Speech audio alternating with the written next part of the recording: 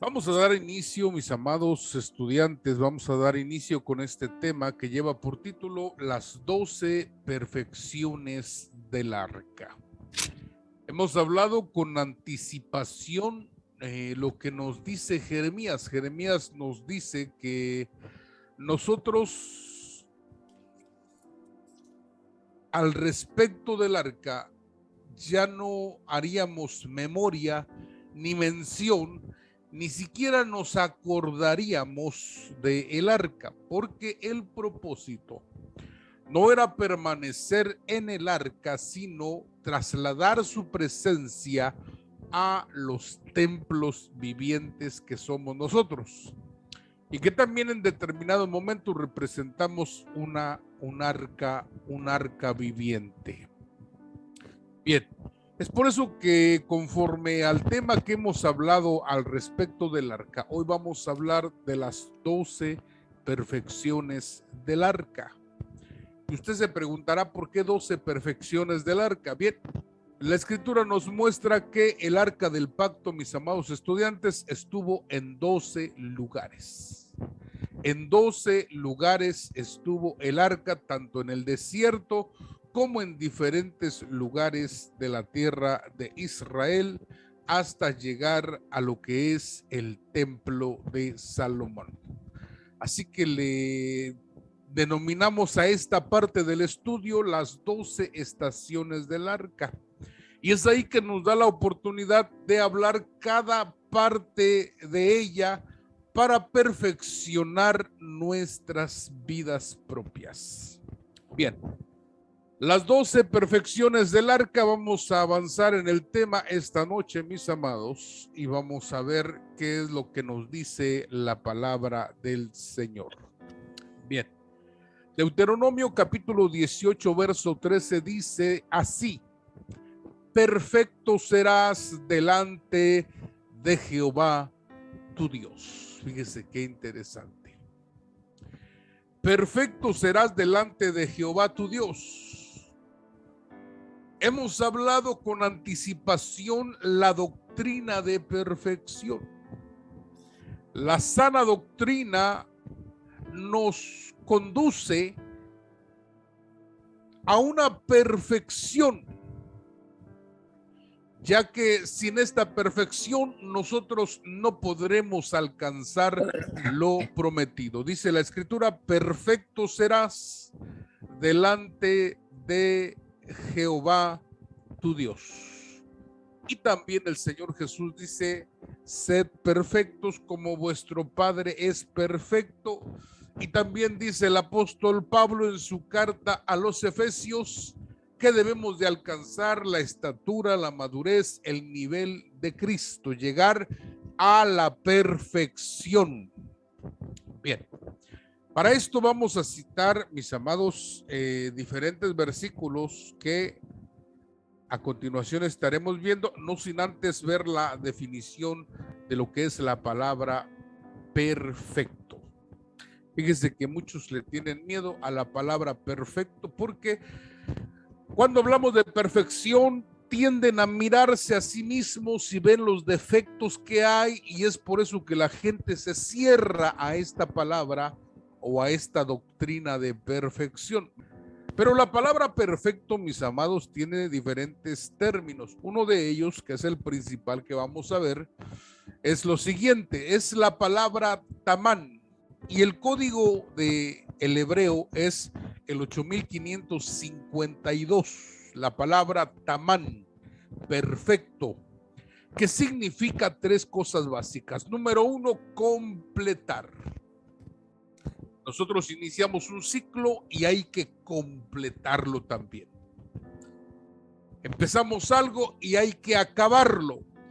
En otras palabras, estamos hablando de procesos.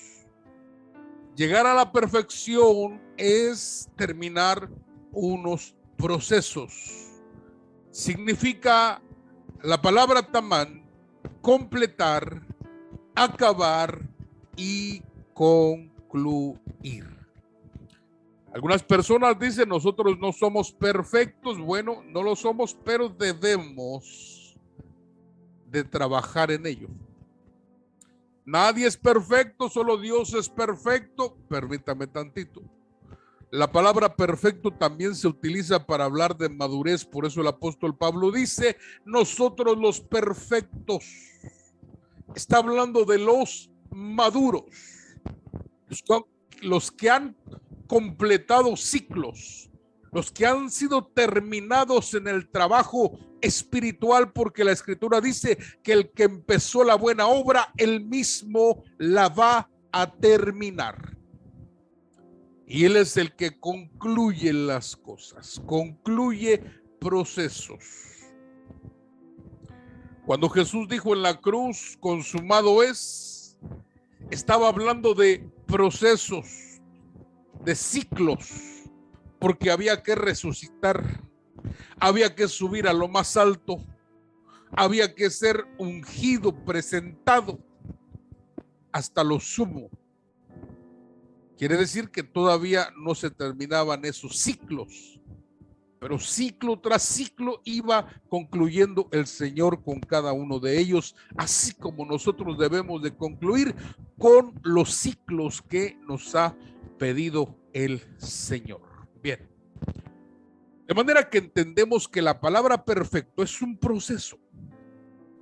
La palabra perfecto es un proceso. Dice la Escritura que Dios no confía en sus santos ni en sus ángeles. Fíjense qué tremendo. Porque de pronto pensamos que en el cielo todo es perfecto. Pero ¿perfecto en qué? ¿Perfecto en qué? Esa es la gran pregunta. Bien, vamos a continuación a ver características. Necesitamos ver algunas características del arca para poder ver en qué áreas necesitamos ser perfeccionados o cómo es la vida de los perfectos. Bien, para esto vamos a citar estas características que tiene el arca del testimonio, el arca del pacto, e iniciamos con Éxodo capítulo 25, verso 10. Vamos a leer algunos pasajes y vamos a sacar la enseñanza de cada uno de ellos. Bien, Éxodo capítulo 25, verso 10 dice la Escritura así. Harán también un arca de madera de acacia, cuya longitud será de 2 codos y medio, y su anchura de codo y medio, y su altura de codo y medio. Y la cubrirás de oro puro, por dentro y por fuera, y harás sobre ella una cornisa alrededor, una cornisa de oro. Fundirás para ella 4 anillos de oro, que pondrás en sus 4 esquinas, 2 anillos a un lado de ella y 2 anillos al otro lado. Fíjese usted, note que en estos versículos hemos señalado con color diferente al amarillo. Es un azul muy bajito.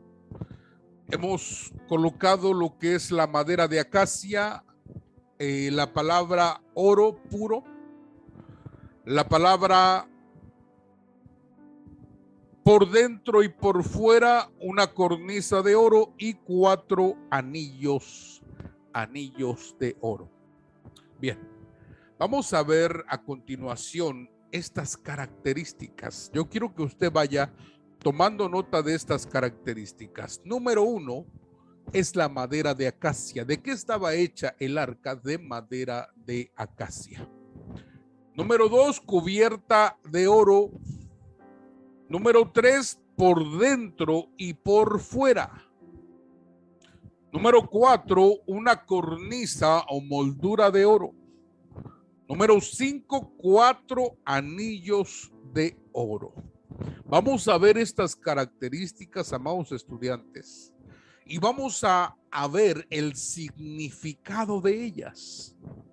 Recuerde que hablamos de templos vivientes, que somos nosotros, pero también hablamos de arcas vivientes, que también nos representa a nosotros.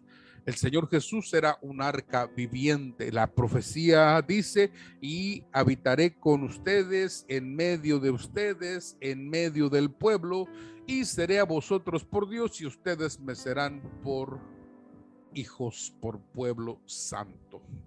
De manera que nuestro Señor Jesucristo era un arca viviente, o es un arca viviente también. Y esta arca, mis amados estudiantes, que menciona el Antiguo Testamento, tenía estas características.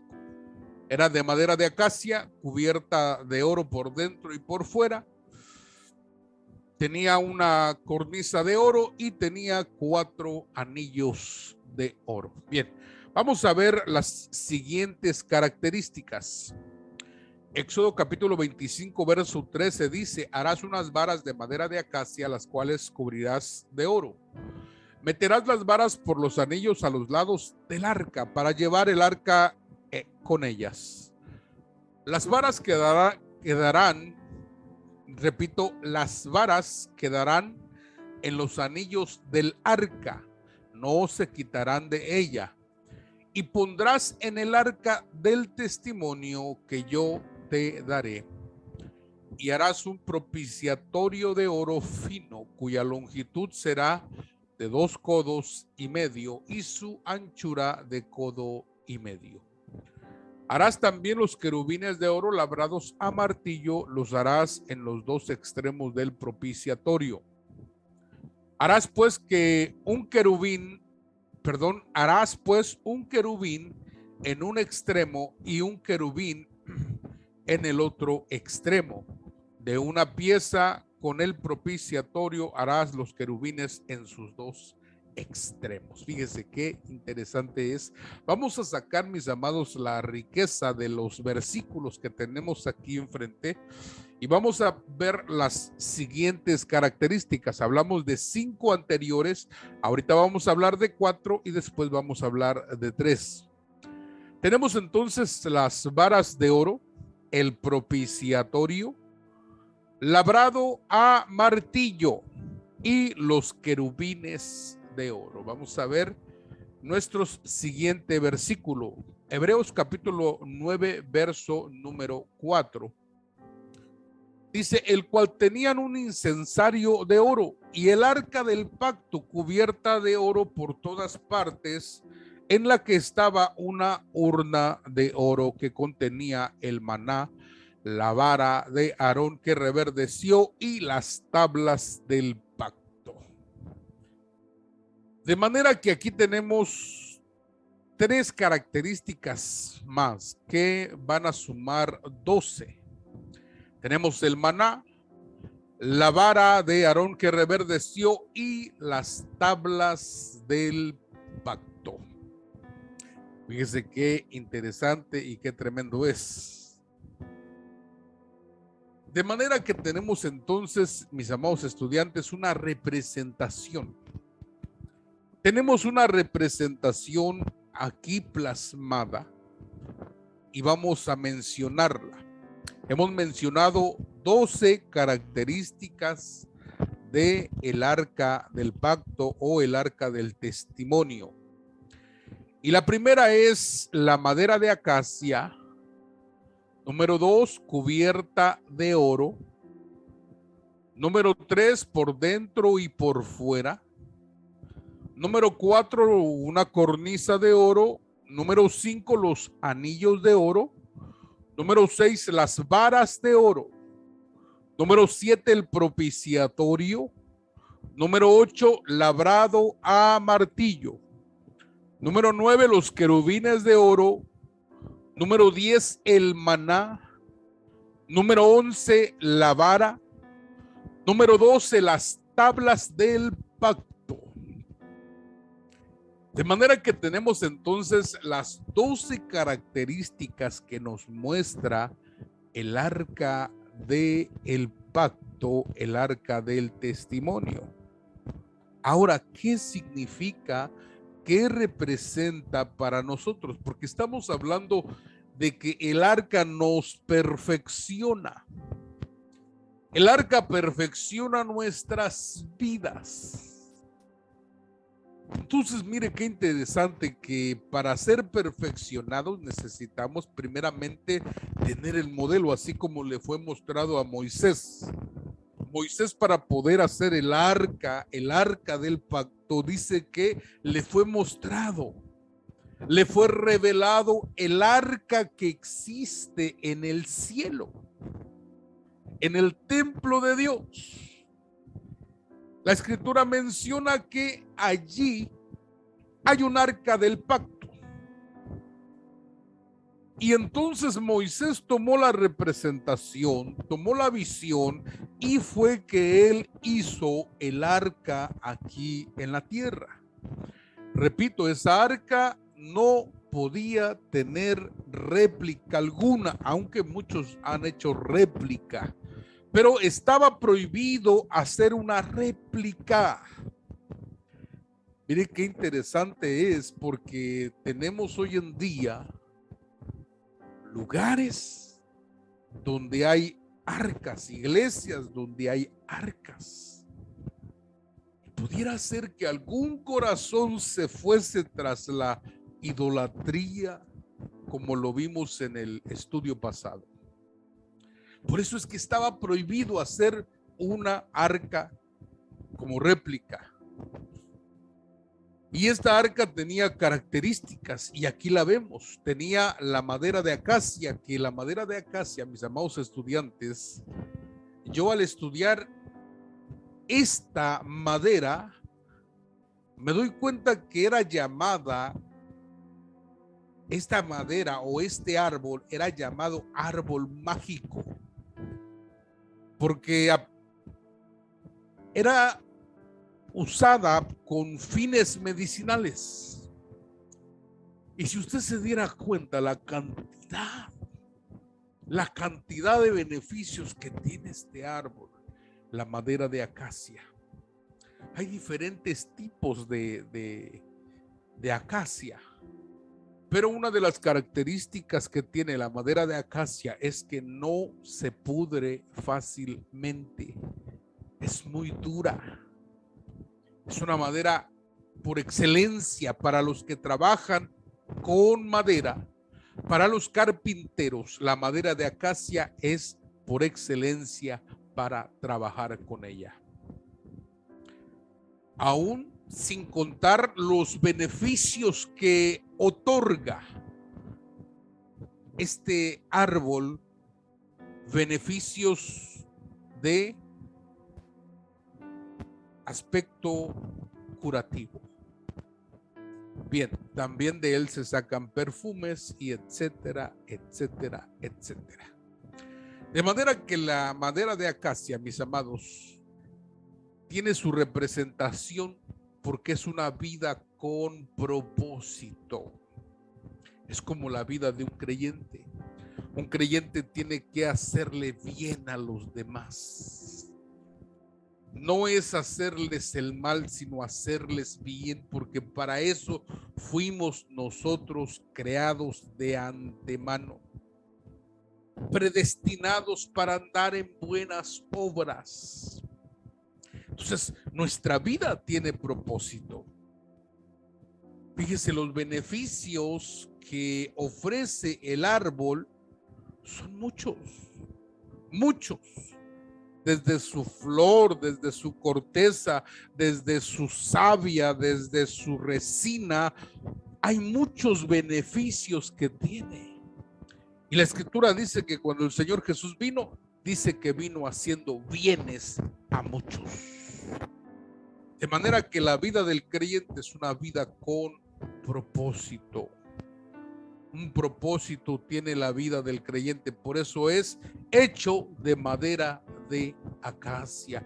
No se corrompe como los demás, no se echa a perder como los demás, sino que es fuerte ante las adversidades.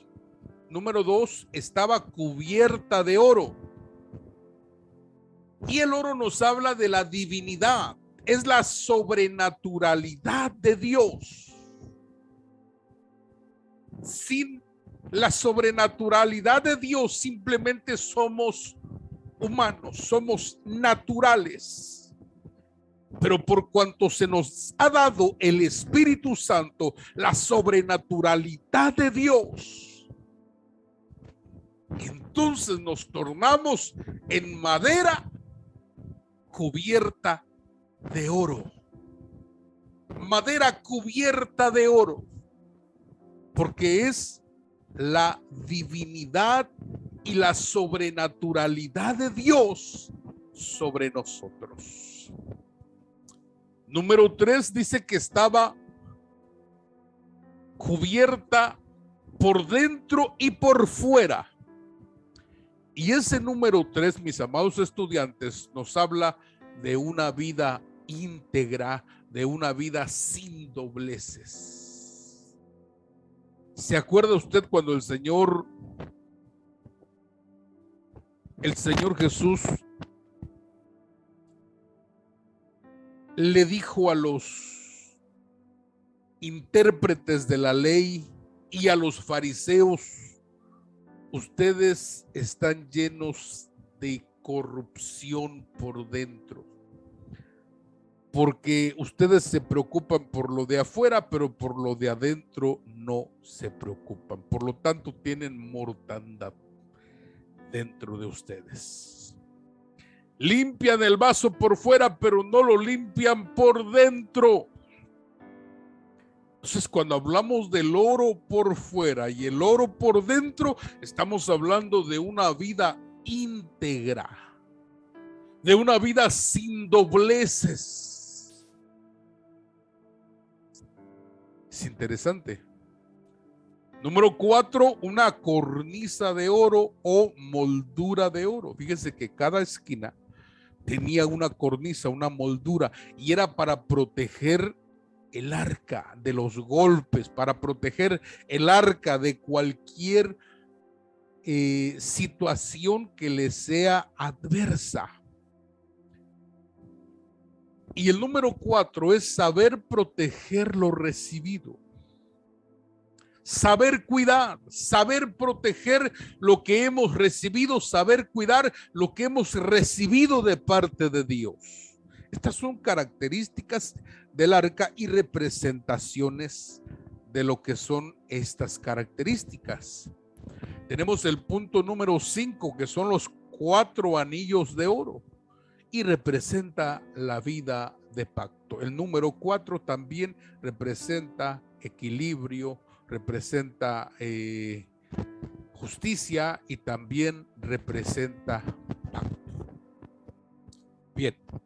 Número 6, tenemos las varas de oro, que es la guianza del Espíritu Santo. Recuerde que los pastores también tienen vara para poder guiar a las ovejas, para poder conducirlas por donde quiera que ellos van y guiarlas a pastos verdes, guiarlas por el redil, guiarlas al hogar para que no se pierdan. De esta manera también nosotros representamos las varas como la guianza, la guianza del Espíritu Santo, porque las varas están revestidas de oro. Número 4, tenemos el propiciatorio, que es lo que cubría lo que estaba dentro del arca. Aquellas tres cosas que cuidaba el arca era la tapa del propiciatorio, la tapa del arca, que es llamado el propiciatorio, que es el asiento de la misericordia, y es lo que representa una vida de cobertura. Fíjese qué interesante es. La gente hoy en día no quiere cobertura. ¿Por qué? Porque no comprende la revelación, no comprende el beneficio, no comprende el orden establecido por Dios. De manera que la vida de cobertura, mire, nos trae muchos beneficios. Dice el punto número 8, y esta característica es importante, mis amados estudiantes, porque dice que estaba labrada a martillo. Y labrada a martillo representa dejar a Dios trabajar en nuestras vidas. Porque es muy fácil quejarnos y quejarnos y quejarnos y quejarnos. Pero la escritura dice, ¿acaso el barro le dirá al alfarero, ¿por qué me hiciste así? No. El barro simplemente es una materia dispuesta para las manos artesanales del alfarero. Así deberíamos de ser nosotros. Cuando el martillo de Dios está trabajando sobre nuestras vidas, es dejar a Dios trabajar. Número 9, tenemos los querubines de oro, que es la ayuda y la intervención angelical. Recuerde usted que el Señor Jesús hablaba de ángeles. Inclusive el Evangelio de Marcos dice que cuando el Señor fue tentado, duró 40 días en ayuno y en oración, y al final de los 40 días dice que los ángeles le servían. Jesús le dijo a Natanael, vas a ver ángeles subir y bajar para servir al Hijo del Hombre. Le dijo a Pedro, puedo pedir al Padre 12 legiones de ángeles para que me defiendan, pero no es necesario ahora. Un ángel vino y lo fortaleció cuando él se encontraba en el Getsemaní. De manera que el número 9, los querubines de oro, representa la ayuda angelical, la intervención angelical. ¿Cuántos podemos hablar de esta ayuda? Ayuda angelical, ministración angelical. La escritura dice ángeles ministradores, ángeles protectores. El ángel del Señor acampa alrededor de los que le temen y los defiende. Bien. Número 10, tenemos el maná, que significa y representa la dependencia de Dios. Dependemos de Dios en todo. Número 4, la vara representa renovación continua. Recuerde que el arca tenía dentro de ella el maná, que era el testimonio de Dios, cómo fueron sustentados los hijos de Israel durante 40 años, y otras representaciones mesiánicas. Pero también tenía la vara que había reverdecido, y eso nos habla de una renovación continua. No podemos quedarnos con las unciones del pasado, sino que necesitamos ser ungidos, como dice la escritura, con aceite fresco, fuerzas como las del búfalo y ungidos con aceite fresco sobre nuestra cabeza.